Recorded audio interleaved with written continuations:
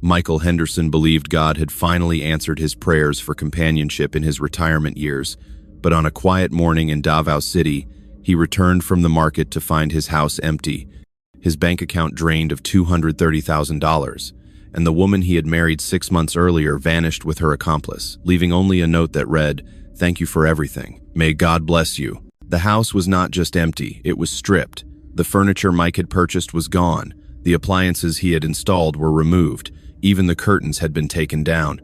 The home he had built for their future together, the property he had helped finance with Clarice's name on the deed, now stood hollow and mocking under the tropical Sunday.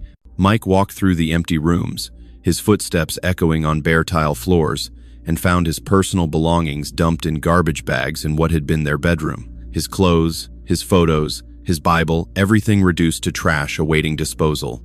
On the kitchen counter sat his Philippine bank card, cut in half, next to a handwritten receipt showing a final withdrawal that morning of the last $12,000 in his account. He tried calling Clarice.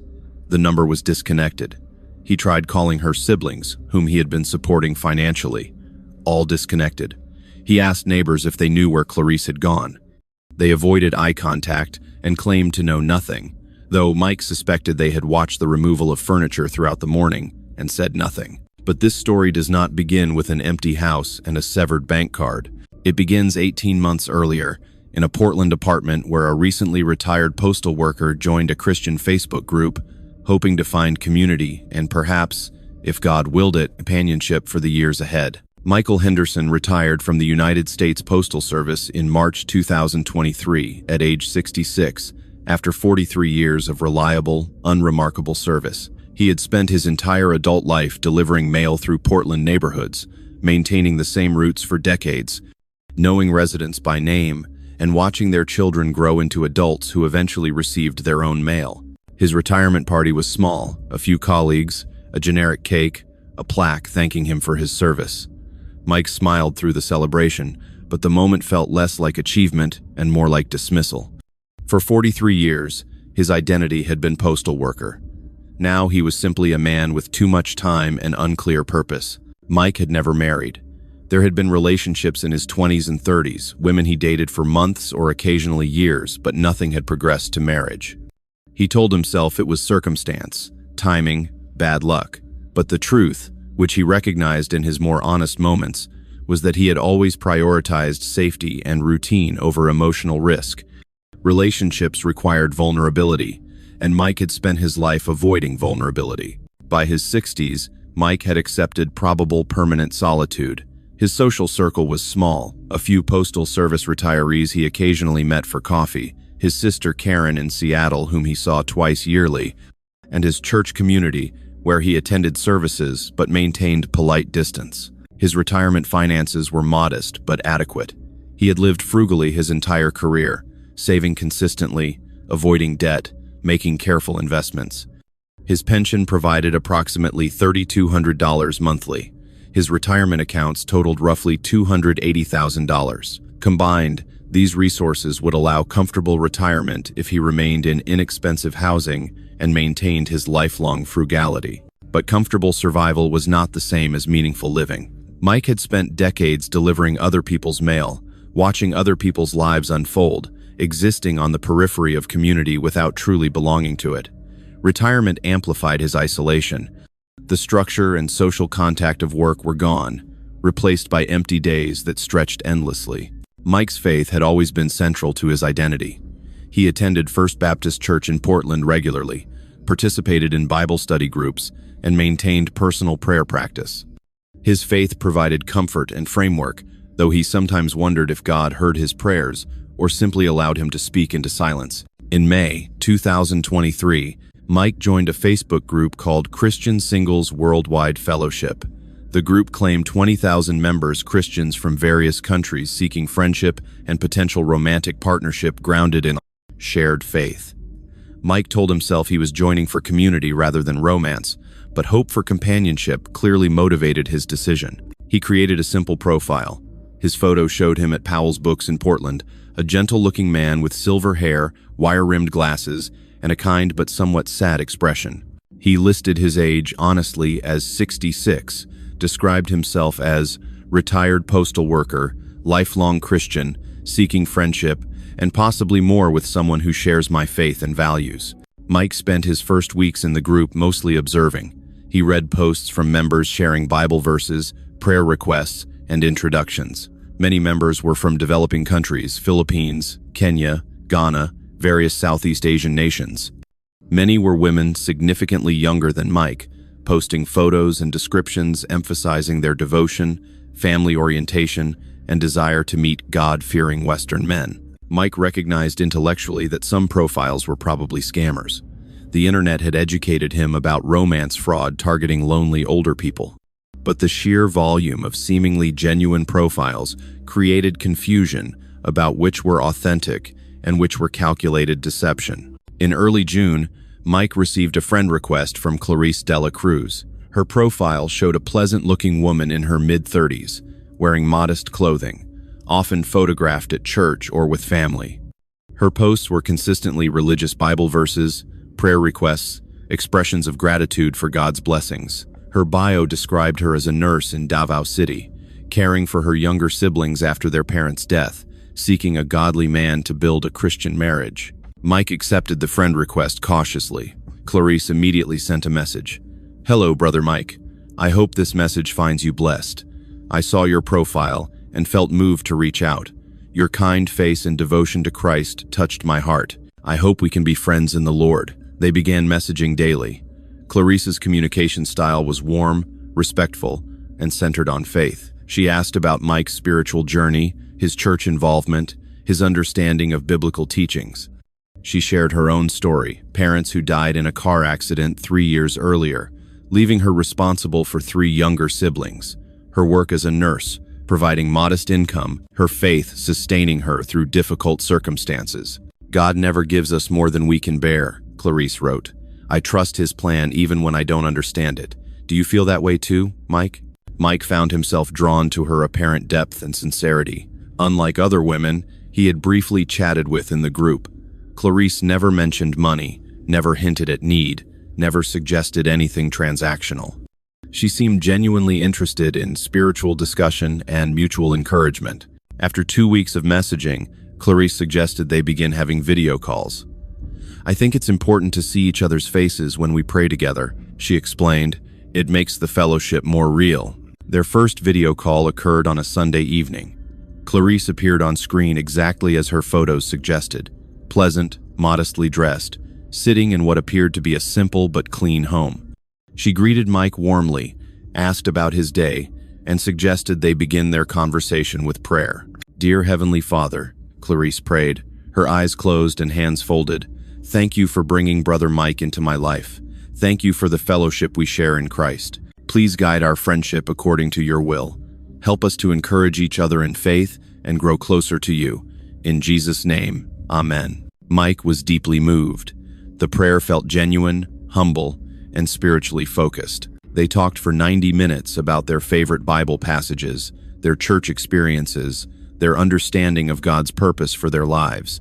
Clarice was articulate, thoughtful, and consistently directed conversation back to spiritual matters rather than personal or romantic topics. Over the following month, their video calls became nightly routine. They would talk for 1 to 2 hours, always beginning and ending with prayer, discussing scripture, sharing their daily experiences. Clarice introduced Mike to her siblings via video teenagers who waved shyly at the camera and called him Kuya Mike, older brother Mike, a Filipino term of respect. The relationship remained platonic but deeply intimate. They were sharing their spiritual lives, their vulnerabilities, their hopes. Mike felt seen and valued in ways he had not experienced in decades. Clarice seemed to genuinely appreciate his gentleness, his faith, his desire to live according to Christian principles. In early August, Clarice's messages took a more personal turn. "Mike, I need to be honest with you," she wrote. "I have developed feelings that go beyond friendship. I know I'm younger than you. I know we live in different countries, but I believe God has brought us together for a reason. I feel like you could be the partner I've prayed for, someone kind, faithful, who would be a spiritual leader in our home. I understand if you don't feel the same way. I just needed to be honest." Mike read the message multiple times, his heart racing. A woman, a good, faithful woman, was expressing romantic interest in him. At 66, after a lifetime of loneliness, someone wanted to build a life with him. He replied carefully, "Clarice, I'm honored and honestly overwhelmed. I have feelings for you too, but I want to be realistic about the challenges, our age difference, the distance, the cultural differences. These aren't small things." "I know," Clarice responded, "but with God, all things are possible. I'm not looking for wealth or an easy life, Mike. I'm looking for a godly husband who will love me and my siblings, who will lead our family spiritually. I believe you are that man, but I also believe we should pray about this and let God guide us." They agreed to pray individually for 2 weeks, asking God for clarity about whether to pursue their relationship romantically. Mike spent those weeks in intense prayer and contemplation, wanting desperately to believe this was God's answer to decades of loneliness, but also aware of the risks and complications. At the end of 2 weeks, they both reported feeling that God was directing them forward. They began explicitly dating still virtually, but now with acknowledged romantic intent and discussion of potential future together. Call to action. Michael Henderson's story reveals how faith and loneliness can be weaponized against the vulnerable, how the most sacred aspects of our lives can become tools for manipulation.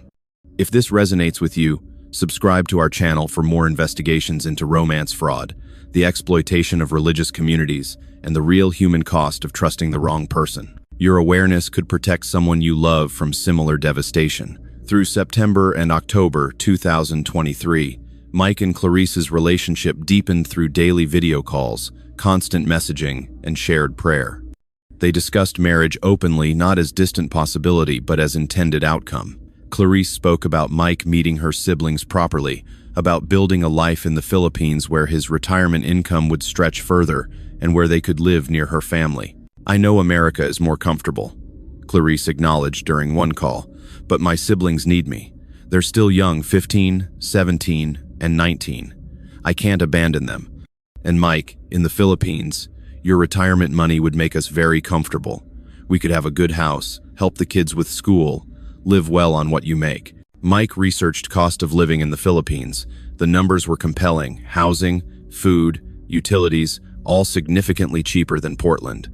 His $3,200 monthly pension would be modest in America, but substantial in Davao City. Combined with his savings, he could live comfortably while supporting Clarice and her siblings.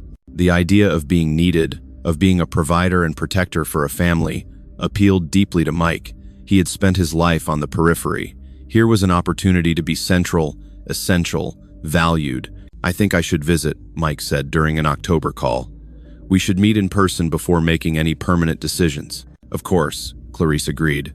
"I want you to meet my siblings properly, see where we live, understand what our life could be like. When can you come?" Mike booked a flight to Davao City for November, giving himself time to prepare and them time to continue building their relationship.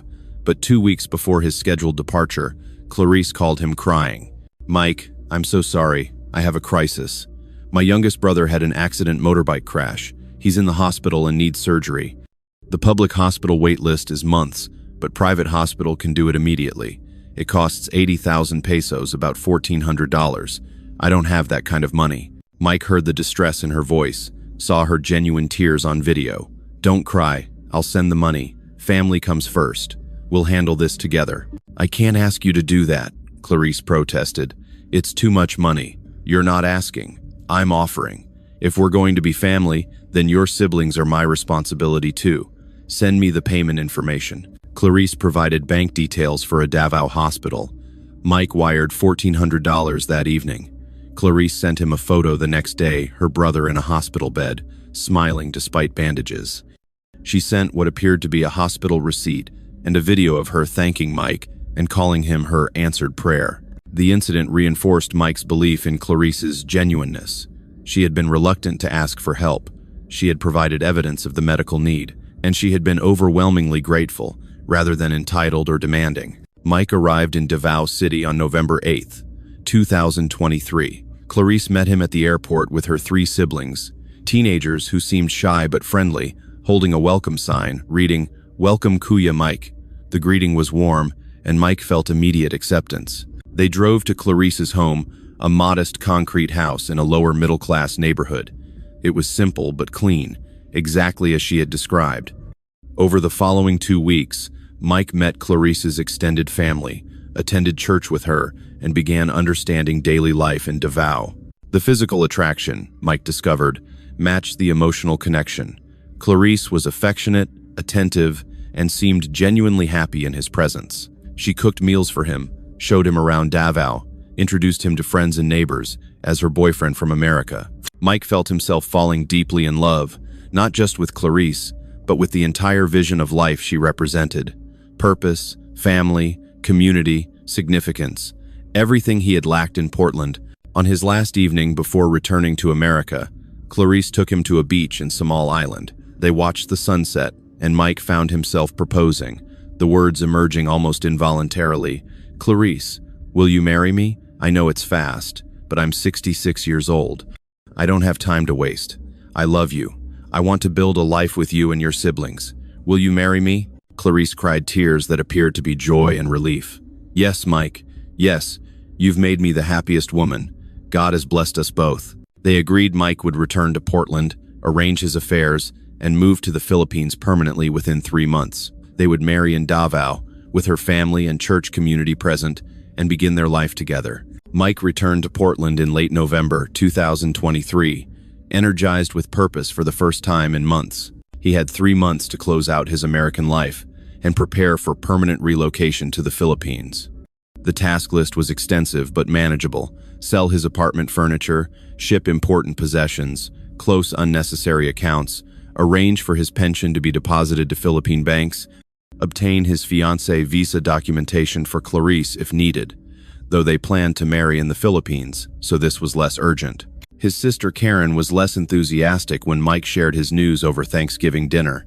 "You're moving to the Philippines to marry a woman you've known for 5 months?" she asked skeptically. "Mike, that's crazy. You barely know her." "I know her well enough," Mike replied. "We talk every day. We've met in person. We share the same faith and values. And Karen, I'm 66 years old. How much time am I supposed to waste being cautious?" "Being cautious isn't waste," Karen argued. "It's wisdom, especially when it comes to moving to another country and combining finances with someone you met online. What if she's scamming you?" "She's not, I can tell. And this isn't just about romance, it's about building a meaningful life. In Portland, I'm just a lonely retiree. In Davao, I'll be a husband, a provider for her siblings, part of a community. That's worth something." Karen remained unconvinced, but recognized her brother's determination. "Just promise me you'll be careful. Don't give her access to all your money. Keep some independence, and stay in contact with me so I know you're okay." Mike promised, though he had no intention of withholding trust from Clarice. What kind of marriage began with financial suspicion? Through December, Mike video called Clarice daily, discussing their future plans. They talked about where to live. Clarice suggested renting initially, then potentially buying property once Mike was established in the Philippines. They discussed the wedding, a simple ceremony at her church, with family and close friends. They talked about supporting her siblings. Mike wanted to ensure all 3 could complete their education. In early January 2024, Clarice raised a practical concern. "Mike, I want to be honest about something. The house where we live now, it's owned by my aunt. She's been letting us stay there, but she wants to sell it. We need to find a place of our own before you arrive." "How much would it cost to rent something suitable?" Mike asked. "For a nice house big enough for all of us, maybe 12,000 pesos monthly, about $215. "But Mike, I've been thinking, renting is throwing money away. What if we bought land and built a small house? Land here is affordable. We could build exactly what we need. It would be our home, an investment, something permanent." The idea appealed to Mike. Buying rather than renting made financial sense, and building a home together felt symbolically significant, laying literal foundations for their future. "How much would that cost?" he asked. Clarice had clearly researched this. "I found land in a good neighborhood, quarter hectare, about 6,000 square meters. The land is 1 million pesos, about $18,000. Building a simple 2-bedroom house would be another million pesos. So total, maybe $36,000 for land and house together. $36,000 was significant but manageable from Mike's savings. And if it meant owning their home outright, free from rent forever. It seemed reasonable. But there's a complication, Clarice continued. Foreign ownership laws are strict here. Foreigners can own a house, but not land. The land needs to be in Filipino name. Usually, when foreigner marries Filipino, they put land in wife's name. It's normal, legal, everyone does it. Mike had encountered this in his research about Philippine property law. It was indeed standard foreigners could not own land directly, so married couples typically placed land ownership under the Filipino spouse's name, while the foreigner could own the structure built on that land. So you're saying we'd need to buy the land in your name? Mike clarified. Yes, but Mike, we're getting married. What's mine is yours and what's yours is mine. This would be our home, our family home. The law just requires your name not be on the land title. Let me think about it, Mike said, though his hesitation was minimal. If they were marrying, if they were building a life together, did legal title ownership really matter? Over the next week, Mike researched Philippine property law extensively, spoke with an international lawyer who confirmed the general accuracy of Clarice's explanation, and prayed about the decision. He felt God directing him to trust that marriage required trust, that love required risk, that he could not build a relationship while constantly suspecting his partner. He wired $18,000 to Clarice's bank account in late January for land purchase. Clarice provided what appeared to be documentation land title paperwork with her name, photos of the plot showing rural land with some vegetation, and a video of her standing on the property, describing where they would build their home. "Thank you, my love," she said during their video call. "You've given me something no one else ever has: security, hope, a future. I promise I'll make you happy. We'll build something beautiful together." Mike felt proud and purposeful. He was building something. He was investing in the future. He was doing what God called men to do: provide, protect, lead. Mike sold his apartment furniture in February 2024, shipped 2 boxes of important possessions to Davao, and booked his one-way flight for March 1st. His retirement from Portland was complete. He had closed his local bank accounts, transferred his pension deposits to a Philippine bank account. Clarice had helped him open remotely and said goodbye to the few friends and church members he had. Karen drove him to the airport, concern evident on her face. "It's not too late to change your mind," she said as they stood at the departure terminal. "You can still visit instead of moving permanently. Test it out for a few months before committing." "I'm 67 years old, Karen. I've tested everything my whole life. I've been cautious and careful and safe, and it's left me alone. I'm choosing faith and hope for once. I'm choosing to believe in something." They hugged goodbye, and Mike walked toward security, feeling simultaneously liberated and terrified. He was leaving behind everything familiar for a future that existed only in imagination and promise. Clarice met him at Davao Airport on March 2nd, accompanied by her 3 siblings. They held another welcome sign, and Clarice embraced him with what appeared to be genuine joy and relief. "You're finally here," she whispered. "Finally home." They drove to a rented house in a modest neighborhood temporary accommodation, while their land was being prepared for construction. The house was simple but adequate, with 2 bedrooms, basic furniture, and enough space for everyone. Mike settled into life in Davao. The adjustment was significant. The heat was oppressive. The language barrier was challenging, despite many Filipinos speaking English. The cultural differences were numerous, but Clarice was patient and helpful, translating when necessary, explaining customs, introducing him to neighbors. Their wedding was held on March 15th, 2024, at Clarice's church, a small Baptist congregation in a working-class neighborhood. About 50 people attended Clarice's family, church members, a few neighbors. Mike wore a barong Tagalog, traditional Filipino formal wear that Clarice had purchased for him. Clarice wore a simple white dress.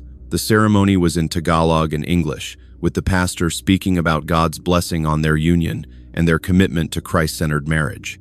Mike felt profound happiness during the ceremony. At 67 years old, he was finally a husband. He belonged to someone, and someone belonged to him. The loneliness that had defined his adult life seemed finally resolved. After the wedding, they registered their marriage legally at the municipal office. Clarice handled the paperwork, explaining forms to Mike and guiding him through the process. He signed documents he could not read, trusting Clarice's translations. Construction on their house began in April. Clarice managed the project, hiring contractors, purchasing materials, overseeing progress. She showed Mike photos and videos regularly, documenting the foundation being poured, walls rising, roof being installed.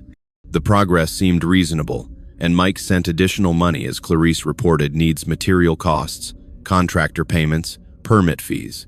By June, Mike had sent another $45,000 beyond the initial $18,000 for land.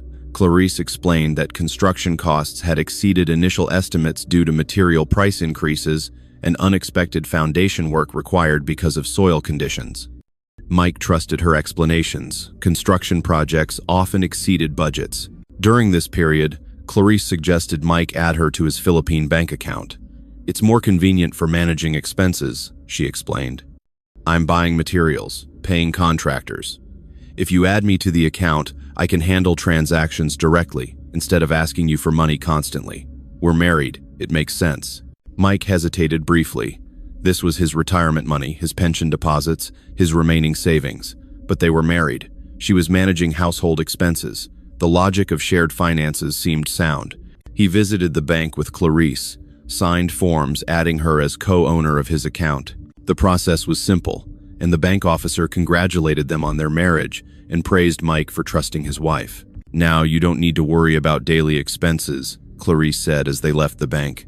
"I'll handle everything. You just relax and enjoy your retirement." Mike's daily life developed a comfortable routine. He woke early, read his Bible and prayed, then spent mornings exploring Davao or helping with household tasks. Clarice's siblings treated him with affection, calling him Tata, father figure, asking about America, seeming genuinely grateful for his presence and financial support. Clarice was attentive and affectionate. She cooked meals Mike enjoyed, encouraged him to pursue hobbies, organized occasional outings to beaches or mountain resorts. The marriage felt genuine, successful, blessed. But Mike noticed certain patterns that created mild unease. Clarice was always busy running errands, visiting family, managing construction, handling various responsibilities. She was frequently on her phone, texting and calling people she identified as contractors, suppliers, or family. When Mike asked questions about finances specifically, how much money remained in their account and how much they had spent on construction, Clarice provided rough estimates but discouraged detailed review. "Why do you worry about money?" she would ask. "Don't you trust me? I'm managing everything carefully. We're building our home, the kids are in school, everything is fine." Mike told himself his unease was just adjustment to marriage after decades of handling his own finances independently. Of course, his wife would manage household money. That was normal. His concern was probably rooted in old patterns of control rather than genuine problems. In July 2024, Clarice announced that their house was nearly complete. She showed Mike video of a finished structure, modest two-bedroom house with living area, kitchen, and bathroom, painted white, with basic furnishing. It looked exactly like what they had discussed. "We can move in next week," Clarice said excitedly. "Our own home, Mike, what we built together." Mike felt pride and satisfaction. They had built something. The money had been well spent. The house represented permanence and stability. They moved in on July 20th. The house was indeed, as depicted, simple but comfortable, with new appliances, adequate furniture, and a small garden area. Mike's belongings from Portland, the 2 boxes he had shipped, were unpacked in their bedroom. For the first time in his life, Mike had a home that felt truly his. But the comfort would not last long. Through August and September 2024, Mike's life in Davao developed concerning patterns that he struggled to recognize as coordinated exploitation. The house, while adequate, required constant additional expenses. Clarice regularly reported needs for repairs, improvements, or necessary purchases. The air conditioning units needed servicing. The water pump required replacement. The roof had leaks requiring contractor attention. Each expense individually seemed reasonable. The house was new, and new constructions often revealed issues requiring correction. But collectively, Mike was sending additional thousands of dollars monthly beyond their normal living expenses.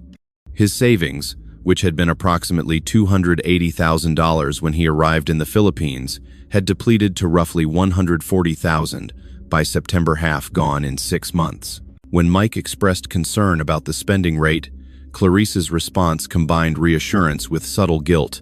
These are one-time expenses, Mike. Once the house is perfect, costs will go down. And remember, you wanted to help my siblings with school. You wanted us to live comfortably. That requires money. Are you saying you regret helping us? Mike always backtracked from any suggestion of regret. Of course he wanted to help. Of course he wanted them comfortable. His concerns were just about sustainability, about making sure they did not deplete his savings completely. But Clarice had full access to the bank account now. She saw his pension deposits, $3,200 monthly. She saw his remaining savings. She knew exactly how much could be extracted before reaching crisis.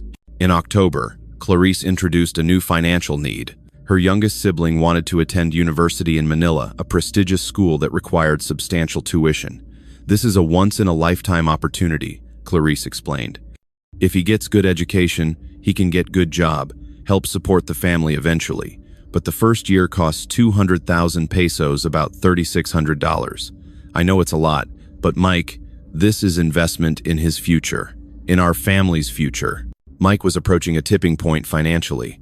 Another $3,600 would bring his savings below 135,000. But how could he refuse educational investment in a young person's future? How could he be the obstacle to opportunity? He provided the money. Clarice showed him what appeared to be university acceptance letters and tuition payment receipts. Mike chose to believe they were genuine, though a small voice in his mind whispered doubts. In November, Mike attempted to access the online banking for their joint account. His login credentials did not work. He asked Clarice about it. "Oh, I had to change the password for security," she said casually. "There was a fraud alert. The bank recommended new password. Let me write it down for you." She provided a new password, which Mike tried later. It still did not work. When he mentioned this, Clarice became irritated. "Why do you need to check the account constantly? Don't you trust me to manage our money? This is insulting, Mike. I handle everything carefully. You questioning me shows you don't really trust me." The accusation of distrust was Mike's vulnerability. His entire life philosophy was rooted in trust in God, trust in people, trust that goodness would be rewarded and betrayal was rare. To be accused of insufficient trust felt like moral failure. "I do trust you," Mike said, retreating from confrontation. "I just want to understand our financial position." "We're fine," Clarice said firmly. "Stop worrying. I'm handling everything." But Mike was not fine.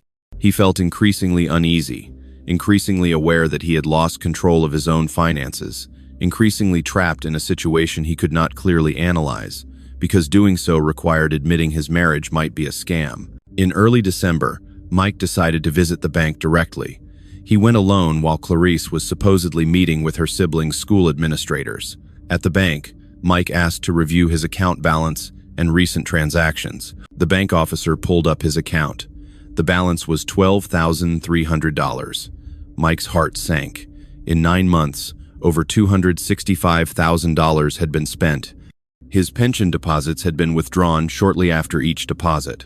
His savings had been systematically drained. "Can you show me the withdrawal history?" Mike asked, his voice shaking. The officer displayed transactions. Constant withdrawals, sometimes multiple per day, in amounts ranging from $300 to $15,000. Almost all were ATM withdrawals or online transfers. The pattern showed systematic extraction rather than household expense management. "Who authorized these withdrawals?" Mike asked. "The account shows joint ownership," the officer replied. "Both account holders have equal authority. These transactions were conducted using valid account access." Mike understood what had happened. Clarice had been systematically withdrawing money, far exceeding any legitimate household or construction expenses. The house, the siblings' education, the various emergencies and needs, some might have been real, but most were probably fabricated or enormously inflated to justify the constant money extraction. Mike left the bank in a state of numb shock. He walked for 2 hours through Davao, trying to process the information, trying to decide what to do. By the time he returned to the house, he had convinced himself to confront Clarice directly and demand full accounting. But when he arrived home, Clarice was waiting with her own news. "Mike, I need to tell you something. I've been trying to protect you, but you deserve to know. My aunt, the one who used to let us stay in her house, she's very sick, cancer. She needs immediate treatment in Manila. The cost is enormous, 300,000 pesos, about $5,400. She helped raise me after my parents died. I can't let her suffer." Mike stared at his wife, seeing clearly for the first time what he had refused to see for months. This was not bad luck or unexpected circumstances requiring endless financial assistance. This was a systematic scam, and he was being drained completely. "I went to the bank today," Mike said quietly. "I saw the account balance. I saw the withdrawal history. Clarice, where did all the money go?" Clarice's expression shifted first, surprise, then anger. "You went to the bank? Behind my back? After I've been managing everything for us? We have $12,000 left. 9 months ago, we had over $265,000. Where did it go?" "I've been taking care of our family," Clarice shouted. "The house, the bills, the kids' school, the endless expenses you wanted to cover. You said you wanted to support us. Now you're complaining about it? Show me the receipts. Show me the documentation of where every dollar went." "I don't have to prove anything to you," Clarice said coldly. "This is our money, our account. I have every right to access it. And if you don't trust me, maybe you should leave." The threat of abandonment, the implication that questioning her would cost him the marriage, was Clarice's final manipulation tactic. But this time, Mike did not retreat. "I want to see documentation of expenses," Mike repeated. "I want accountability, and I want to understand what's happening to my retirement money." Clarice stared at him for a long moment. "Fine," she said finally. "I need to go handle my aunt's situation in Manila. When I come back, we'll talk about everything." "But Mike, you're making a big mistake doubting me. Remember, I'm your wife. I'm the only family you have here." She left that evening, taking her 3 siblings with her, claiming they would all go to Manila together to support their sick aunt. Mike was left alone in the house, feeling simultaneously relieved and terrified. He had finally pushed back, but he had no idea what would happen next. Mike spent 3 days alone in the house, trying to reach Clarice by phone and receiving no response. Her number rang, but went to voicemail. Her siblings' numbers were disconnected. Mike tried contacting Clarice's church friends and relatives, but no one would talk to him. They either claimed they did not know where she was, or simply refused to engage. On the 4th morning, December 18th, 2024, Mike went to the local market to buy groceries. He was gone approximately 90 minutes. When he returned to the house, he immediately sensed something wrong. The front door was unlocked, though he distinctly remembered locking it. He entered cautiously, calling Clarice's name. No response. He walked through the living room and froze. The furniture was gone. The television, the sofa, the dining table all removed. He rushed to the bedroom. Empty. The bed, the dresser, the wardrobe all taken. Even the curtains had been removed from the windows. Mike moved through the house in escalating panic. Every room had been stripped. The kitchen appliances were gone: refrigerator, stove, microwave. The bathroom fixtures remained, but the towels and personal items were removed. Only Mike's possessions remained dumped unceremoniously in black garbage bags in what had been their bedroom. On the kitchen counter, Mike found his Philippine bank card cut in half, alongside a handwritten note on pink stationery. "Thank you for everything. May God bless you. C." Mike's hands shook as he held the severed card and the note. He tried calling Clarice again. The number was completely disconnected now, not going to voicemail but producing an error message. He tried the siblings' numbers, all disconnected. He asked the neighbors if they had seen what happened. Most avoided eye contact and claimed to have seen nothing, though moving an entire house of furniture would have required hours and multiple trips. One older woman finally admitted she had seen a truck that morning with several people loading furniture, but she assumed Mike and Clarice were moving and had not thought to question it. Mike walked back into his empty house and sat on the bare tile floor, his back against the wall, and began to cry deep, broken sobs that seemed to come from somewhere beyond his conscious control. At 67 years old, he had lost everything. His savings were gone, his wife was gone, his home was stripped. His entire retirement nest egg had been extracted systematically over 9 months by a woman he had trusted completely, married legally, and loved sincerely. He eventually composed himself enough to act. He called the local police. 2 officers arrived and took his report with expressions of weary familiarity. Through their limited English and Mike's limited Tagalog, Mike explained what had happened. His wife had disappeared, his house had been emptied, his money was gone. "This is domestic problem," one officer said. "Your wife, she take furniture. Maybe she angry with you. This is family matter, not police matter. She took everything, Mike protested. She cleaned out my bank account. This is theft. She is on bank account, yes. Joint owner, yes, but then is not theft. Is her money too? And furniture, you can prove you bought all of it? You have receipts? Mike did not have receipts. Clarice had managed all purchases. Everything was in her name or paid through the joint account she controlled. I will file report, the officer said without enthusiasm. But domestic dispute, very difficult.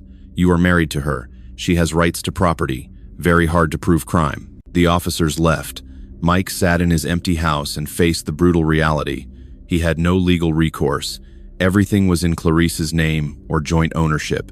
She had withdrawn money from accounts she legally had access to. She had removed property that was legally hers, or community property from the marriage. From a legal perspective, she had not stolen, she had simply exercised her rights as wife and property owner. Mike tried to access what remained in the bank account using ATM. The card was declined. She had cleaned out even the final $12,000 before cutting the card in half. He visited the bank the next morning. The account showed a balance of 0 pesos. The final withdrawal had occurred that morning, $12,000 transferred to an account Mike could not access. Can you tell me where the money was transferred? Mike asked the bank officer. I cannot disclose that information. Privacy regulations. But it's my money. I'm the account holder. You are a joint account holder. The other account holder has equal authority. The transfer was legitimate from our perspective. Mike left the bank and wandered Davao City for hours, too shocked to think clearly. Eventually, he returned to the empty house and began inventorying what remained. His clothes, his Bible, his photographs from Portland, his passport and documents, the few personal items he had brought from America. Everything else was gone. He had no furniture to sleep on, so he slept on the bare floor that night, using his clothes as a pillow. He had approximately $40 cash in his wallet, the only money he had left in the world. His next pension deposit was not due for 2 weeks. He had no food, no transportation, no way to replace what had been taken. Mike spent the next week in survival mode, living in the empty house with borrowed furniture from a sympathetic neighbor who had taken pity on him. He existed on the most minimal food budget, walking to buy rice and canned goods, rationing everything to make his $40 last until pension deposit. He tried repeatedly to understand what had happened, to piece together the mechanics of the scam. The entire relationship, he slowly realized, had been designed for extraction. The hospital bill for the injured sibling probably fabricated. The land purchase possibly real property, but in Clarice's name alone with no genuine shared ownership. The house construction either inflated costs with kickbacks to Clarice, or perhaps the house was built more cheaply than reported with the difference pocketed. The university tuition probably fake. The aunt with cancer certainly fake. Every emotional moment, every prayer they shared, every expression of love and commitment, all of it had been performance designed to maintain his trust while systematically draining his retirement savings. Mike contacted the American Embassy in Manila, explaining his situation. A consular officer listened sympathetically, but offered limited help. This is unfortunately common, she said. American retirees marry Filipino nationals, put property in their spouse's name as required by law, give them access to bank accounts, and then get cleaned out. It's legal from Philippine perspective because the spouse has legitimate ownership and account access. So there's nothing I can do? You can file complaints with police, but prosecution is unlikely. You can try to sue in civil court, but that requires money for lawyers and is rarely successful. You can annul the marriage, but that costs money too. Mostly, you need to focus on survival, getting access to your pension, finding safe housing, rebuilding from here. Mike joined an expat support group that met weekly at a coffee shop in Davao. The group consisted of 15 to 20 Western men, mostly older, many with similar stories of financial exploitation by Filipino partners. Mike shared his story and found grim comfort in not being alone. The playbook is always the same, one Australian man explained. They target lonely older guys on religious dating sites because we're trusting and have savings. They build emotional connection through faith talk and video calls. They introduce family to make it seem real. They get us to visit, and the visit is wonderful because they're performing perfectly. Then they push for marriage and property investment, always with logical explanations about Philippine law. Once we're legally married and financially committed, They extract everything as quickly as possible, then disappear. "How many times have you seen this happen?" Mike asked. "Personally known at least 20 guys. And those are just the ones willing to admit it. Most are too ashamed. They go home, broke, and never talk about what happened." Mike learned through the expat network that Clarice had indeed done this before, at least twice with other foreign men. She had a network of accomplices, including the siblings, who were actually cousins or friends playing roles, and possibly a male partner who helped with logistics like moving furniture. "The house you built," another expat told Mike, "it's probably worth half what she claimed. The land might be real, but the construction costs were inflated by 50 to 100%. She pocketed the difference. That's standard." Mike hired a cheap lawyer to explore his options. The consultation confirmed what he already knew: recovery was essentially impossible. He could pursue annulment based on fraud, but that required proving she married him solely for money, with no intention of genuine partnership. Hard to prove. He could sue for asset recovery, but she would claim everything was legitimately spent on family expenses and construction, and he would need expensive forensic accounting to prove otherwise. "My advice?" the lawyer said bluntly. "Accept the loss. Focus on getting your pension deposited to a new account she cannot access. Find cheap housing. Survive. Fighting her will cost more money you don't have, and you'll probably lose anyway." Mike followed this advice. He opened a new bank account at a different bank, ensuring only his name was on it. He arranged for his pension to be deposited there. He found a small studio apartment for rent at 6,000 pesos monthly, about $110 affordable from his pension, but much less comfortable than the house he thought he owned. He sold his few possessions of value, his laptop, his watch, some camera equipment, raising enough money to furnish the studio minimally and cover living expenses until his pension arrived. When the January pension deposit finally came, $3,200, Mike felt relief and despair simultaneously. The money meant he could survive, but it also represented the new reality: living month to month on a modest pension, all his savings gone, no security cushion, no safety net. Through early 2025, Mike slowly rebuilt a minimal existence. He lived in his small studio, attended the expat support group weekly, and began sharing his story more publicly in online forums, in expat Facebook groups, in the church he had started attending where other foreigners worshipped. His story resonated because it contained elements many feared in themselves: the loneliness, the desperate desire for connection, the willingness to overlook red flags, because the alternative was admitting their dreams were illusions. In March, a YouTube channel focused on expat scams contacted Mike asking to interview him. The channel, Expat Reality Check, had 50,000 subscribers and focused on warning foreigners about common frauds in Southeast Asia. Mike agreed to the interview, using only his first name and with his face partially obscured at the channel's suggestion to protect his privacy.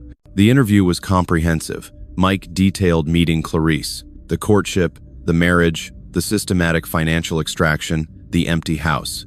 The video, titled "Christian Dating Scam Destroys American Retirees' Life Savings," received over 300,000 views and thousands of comments. Many comments were sympathetic. Some were cruel, mocking Mike's naivety, suggesting he was a passport bro who got what he deserved, claiming he was stupid for trusting a woman 30 years younger. Mike read all of them, absorbing both the compassion and the cruelty as part of his penance. Several people contacted Mike privately, saying his story had prevented them from making similar mistakes. One man was planning to marry a Filipino woman he had met online and send her $50,000 for house construction. Mike's story made him reconsider and hire a private investigator instead, who confirmed the woman was running similar scams on multiple men simultaneously. These messages provided Mike with some sense of purpose. If his catastrophic mistake could save others, perhaps it was not entirely wasted suffering. In June 2025, Mike's sister Karen visited from Seattle. She had not seen him since his departure for the Philippines 15 months earlier. The reunion at Davao Airport was emotional. Karen cried, seeing how much her brother had aged, how much weight he had lost, how defeated he appeared. "Come home," Karen urged during their first evening together. "You don't have to stay here. Come back to Portland.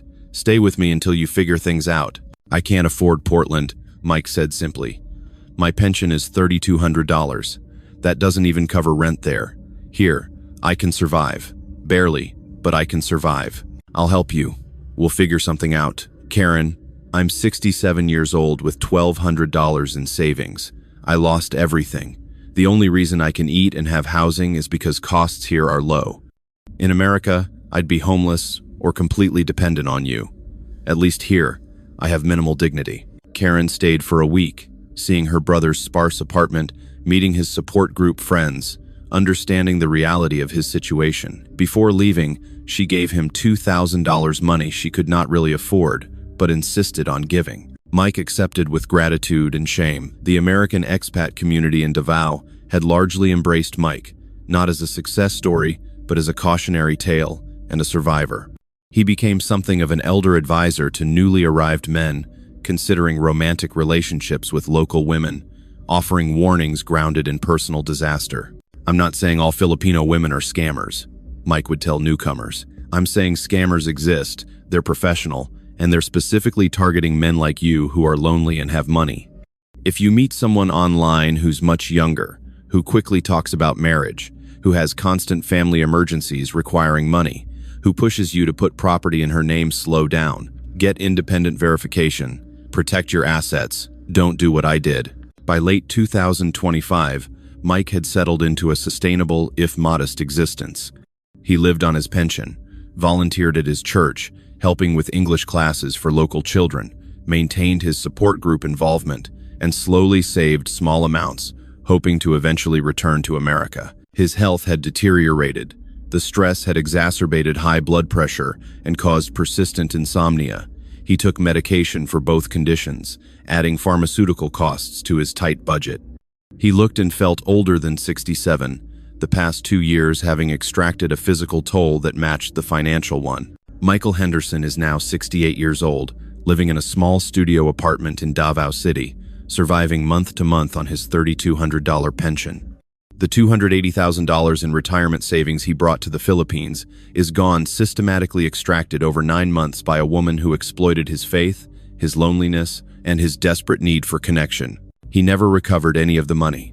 Clarice disappeared completely. No arrest, no prosecution, no accountability. The property with the house Mike funded remains in her name, with no legal recourse for him to claim any ownership. The marriage was eventually annulled through a lengthy and expensive process that Mike could barely afford, but the annulment returned no assets. Mike has not attempted another romantic relationship. The betrayal destroyed not just his trust in Clarice specifically, but his fundamental ability to trust romantic partners or even believe in the possibility of genuine connection.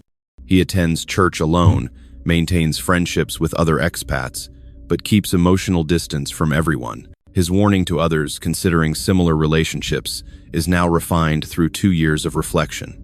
She said, "Love was forever. I just didn't know she meant forever in debt." The scam worked because it appealed to everything I wanted to believe, that I could be loved, that I could build a family, that faith and goodness would protect me. But faith doesn't prevent manipulation. Goodness doesn't stop people from exploiting it. And wanting something to be true doesn't make it true. Mike estimates he has counseled over 70 men considering romantic relationships with Filipino women they met online. Of those 70, approximately 50 decided to proceed more cautiously or abandon their plans entirely.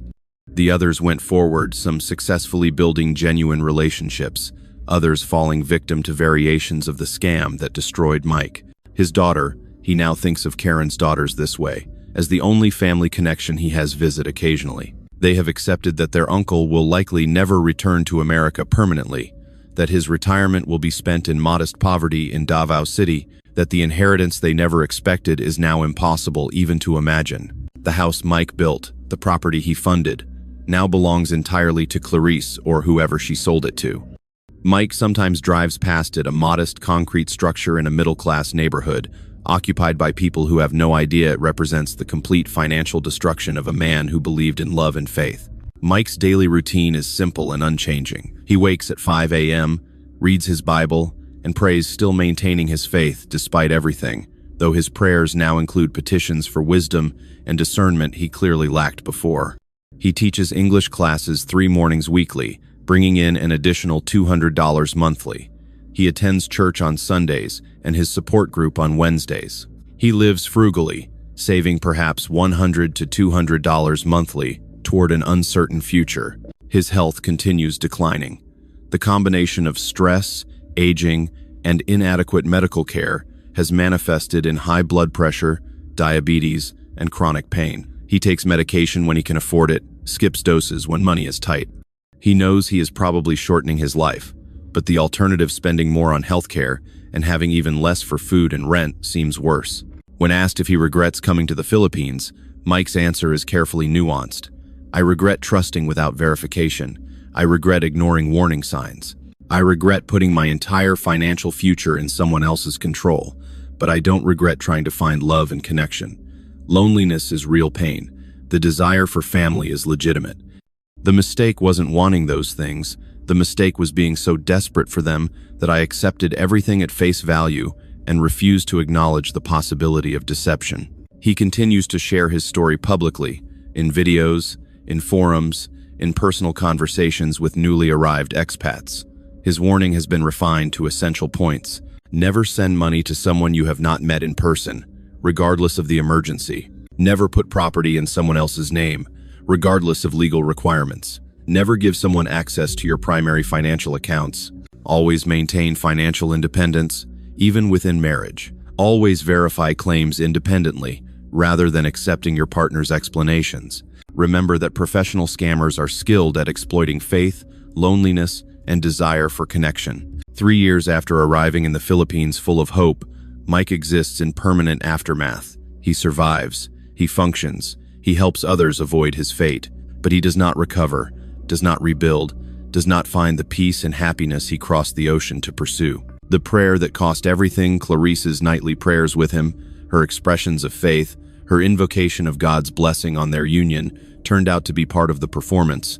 The most sacred elements of Mike's life weaponized against him by someone who understood that faith made people vulnerable in specific, exploitable ways. Mike still prays, but his prayers now include a petition he never thought he would need. God, help me forgive her, not for her sake, but for mine. Help me release the bitterness that's consuming what little life I have left. That forgiveness remains elusive. The bitterness is real, persistent, and justified, and Michael Henderson continues living in the ruins of his retirement dream. A cautionary tale for others, a warning voice in the darkness. A man who discovered too late that trust without verification is simply another word for vulnerability.